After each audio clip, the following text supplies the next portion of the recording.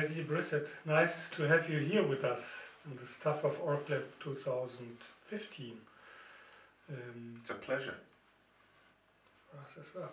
So you have quite experience in staff work, so what does it mean for you, group relations work? What do you like and what's your experience? Okay, so group relations work, I think, if we could harness it and make it available everywhere, we would transform the world.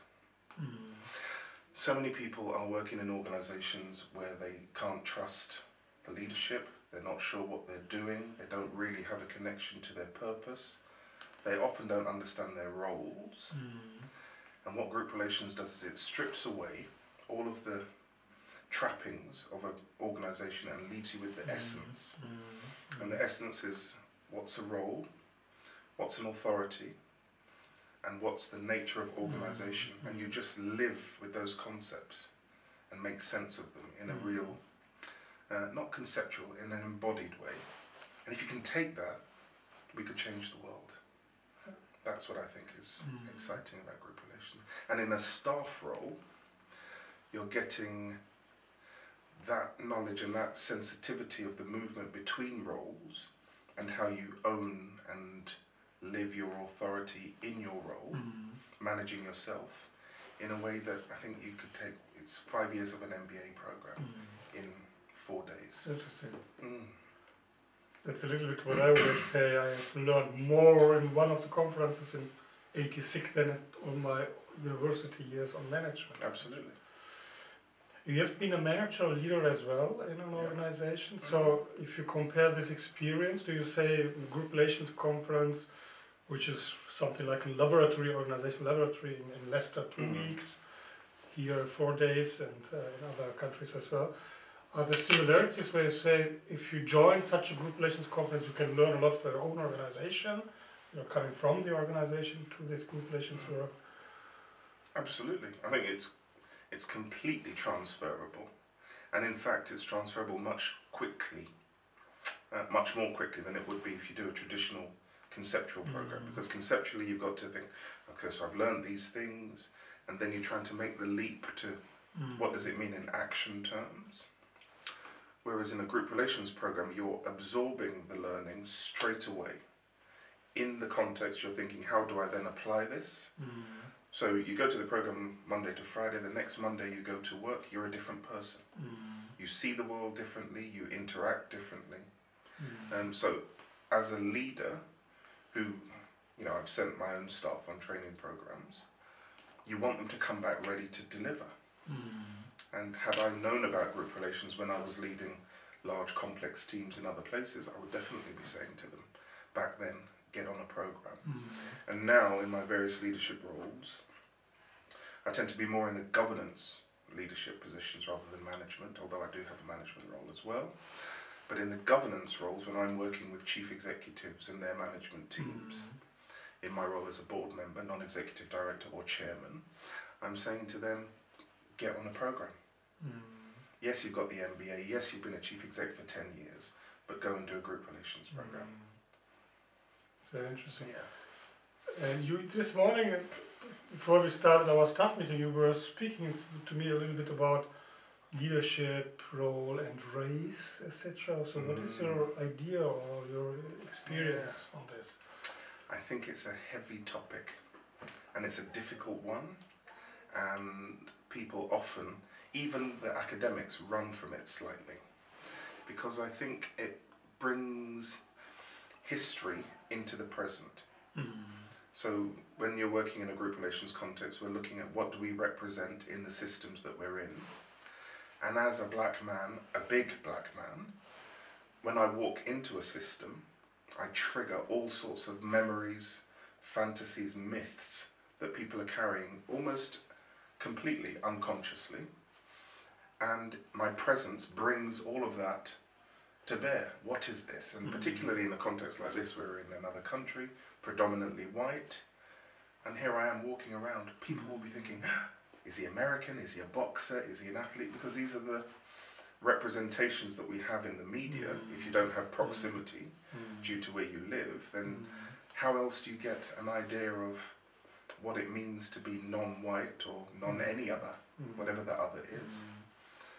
So race, in the context of authority, is particularly challenging. And I think for black or African rooted people who are holding this positions of authority in their blackness, they are terrifying. Because if you look at the history around slavery and racism, which has been really in the world the dominant narrative that we have about black-white relations, they're always rooted in slavery, which isn't the European black person's experience of how they came to be where they are. My parents weren't in England because of slavery. They came as economic migrants. But in the American context, which is broadly what's covered the world, the stories people have are about slaves. And so if one of the dominant narratives of slavery, and this is where it gets difficult, one of the dominant narratives of slavery was that black people were animals to be used like a horse or a cow in a field, then that belief has to be inculcated, taught and nurtured in the host nation so that they can treat their blacks as animals and chattel. So in a very short period of time, relatively speaking, you know, black people went from being horses and cows in fields to then being free when slavery came about and they were emancipated. And then they got the chance to vote, which is even more recent in our history. It's this century, 1960 whatever, people got a chance to vote. And then they got chances to manage people. Now, that's a very big leap socially in a very short time. And the white people who had to undo their thinking, these aren't animals, actually these are human beings. Oh, these aren't human beings, these are equals. These aren't equals, these are my neighbours. These aren't my neighbours, these are my bosses. That is a quantum leap. And so racially it's very difficult because people are still somewhere like 1920. We haven't caught up socially. So black people in leadership positions need to come to group relations programs to get to grips so they can deal with the onslaught that comes at them once they're in management roles, if that makes sense, because the systems we work in are racist. So what can a white man or female do? What would you expect? Or be gentle with themselves, number one. What does it mean gentle? It means recognizing the stream of history that we're all part of and recognizing what they represent as part of that stream of history and recognizing that there is guilt somewhere. It doesn't have to be theirs, but it is there. It is there. It is there. So, you know, if I was an American black man, my great-great-grandfather and their great-great-grandfather would have had a particular power relationship. One is slave, one is one the being the farmer. slave, one being the slave owner, and there are memories attached to that. So they have to be gentle to allow those memories to come to the surface. And once they come to the surface, then they can start to navigate what must it have felt like to be the owner who had to abuse other human beings in a particular way. And I think if we can go through that kind of undoing, then you come out the other side more humane and you'll be a better leader yourself. Because slavery was just management of its time, wasn't it? These people were managing an enterprise. What can a company do, an organization, if there was let's say, a lot of black colleagues working as workers, etc., and the management mainly white? I mean, I had this in the States. Let me pick. So, my mother came to England to train to be a nurse. At the lower rungs, in terms of operation, largely ethnic minorities, often female.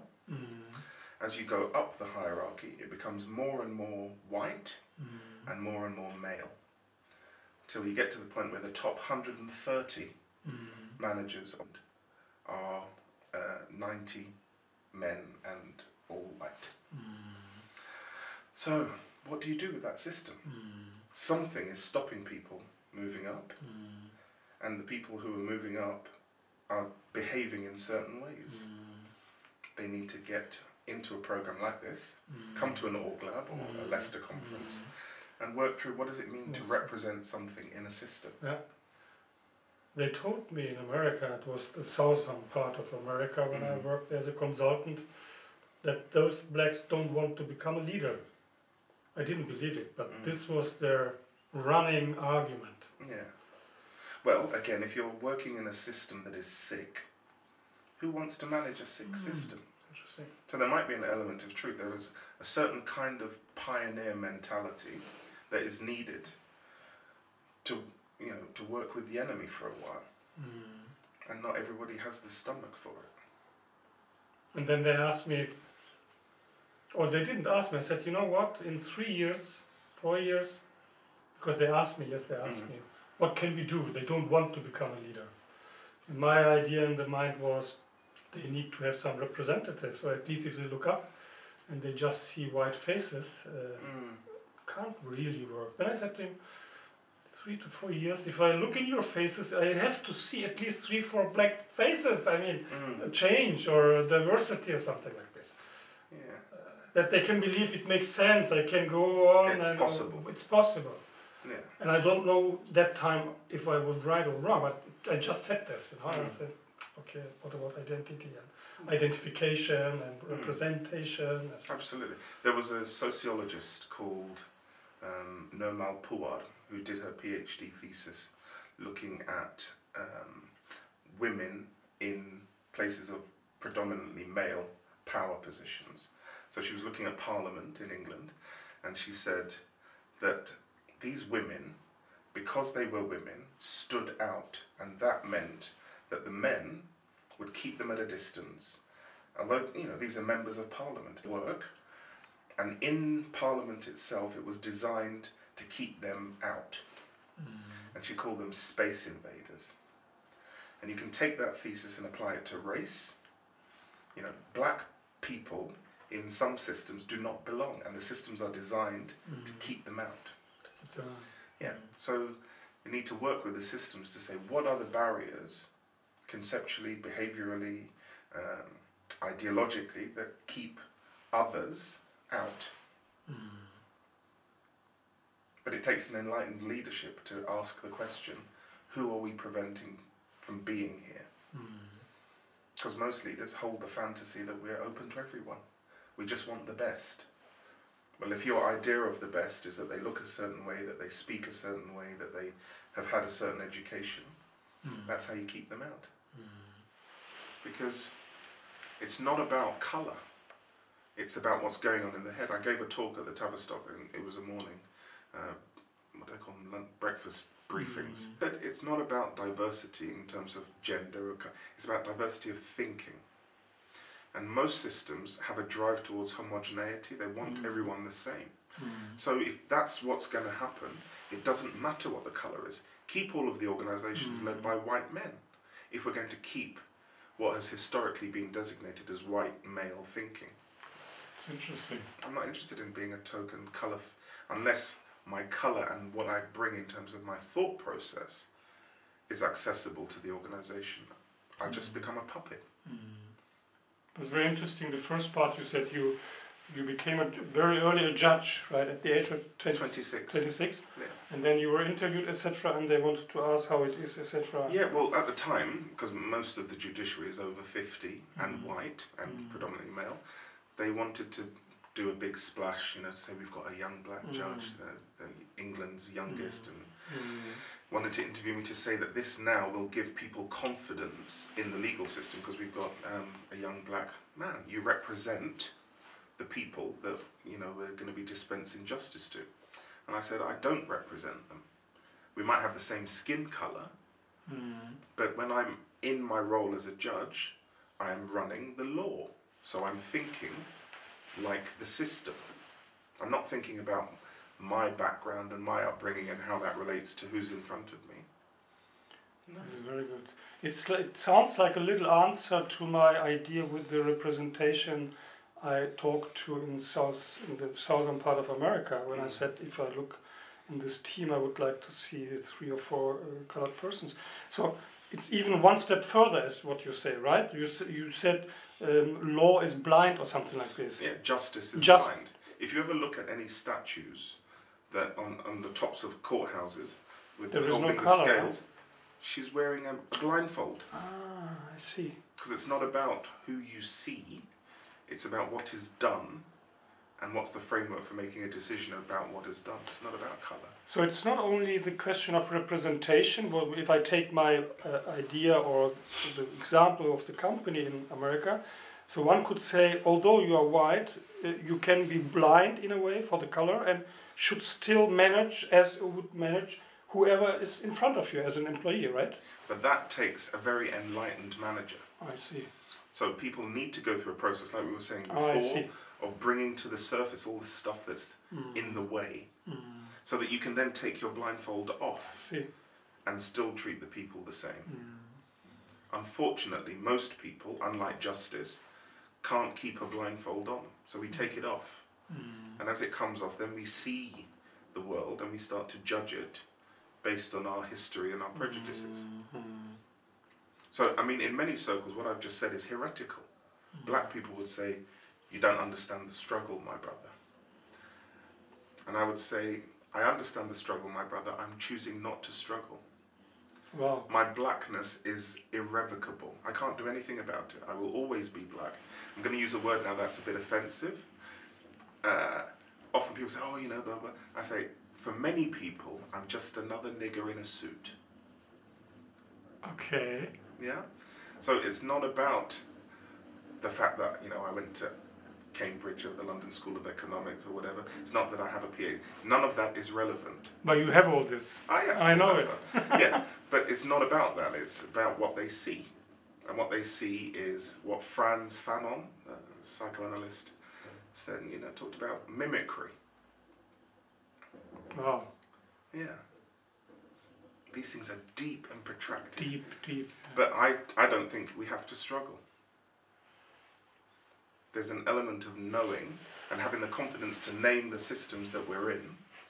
You know, I can still be a judge recognizing it's racist, recognizing the system is classist. So you are a fantastic, in a way, role model for young black persons, right? Or as you said, with African, what did you say, African descent. Yes. So what would you tell to them? What should they do or consider, or if, you know what I mean? Yeah, I think they need to stop fighting. They need to stop fighting. They shouldn't stop fighting. Yeah. There's a, you know, and we know this from psychoanalytic theory, what you resist persists. If you keep pushing against something, you're just going to keep strengthening the thing that you're pushing against, because forces equal and balance. Now, again, I say this is heretical. People think, what are you talking about? If I meet a racist, I want to know where my racists are. I want to sit with them, let's have a cup of tea, and tell me your story. Interesting. You know, I'm not here to tell you that you're wrong, or that you shouldn't be racist. I want to know how and why. And I'm open to it. So stop fighting. This is important. Yeah, stop fighting. And then second, what else? If I'm young and black and... read. Read. So educate yourself. Discover the library. Get in there and read everything. Read history, read poetry, read the classics, and just absorb everything, because it's all opinion. There is no truth out there. We live in a world of 7 billion opinions. Yeah, and people are living and dying based on an opinion. Choose one, but make it your own as best you can. So read, think, question. Don't take anybody's experience, which is why I love group relations, because you're here to learn by your experience. And nobody knows what you experience but you. And we need to stop. I said to my nephews, one of them who is 23 tomorrow, I said to him, adults often lie to young people. We pretend that we know what we're doing. We pretend that we've got a plan. we follow the plan, that we're good, we're behaving. No, we're all confused. We're all doing the best we can by trying to navigate the territory. And we do our young people a disservice by telling them this is the steps you should follow. Nobody knows. My career has been a mixture of luck and obviously I've worked hard and I've thought hard, but the opportunities come, and it's learning to say yes when things come your way and not letting your fear of either not being worthy or not belonging getting in the way. Get rid of it. If somebody comes and gives you an opportunity, take it. That's what I say to young people. So the third point was work hard. Do what you love. Do what you love. Do what you love. And do it well.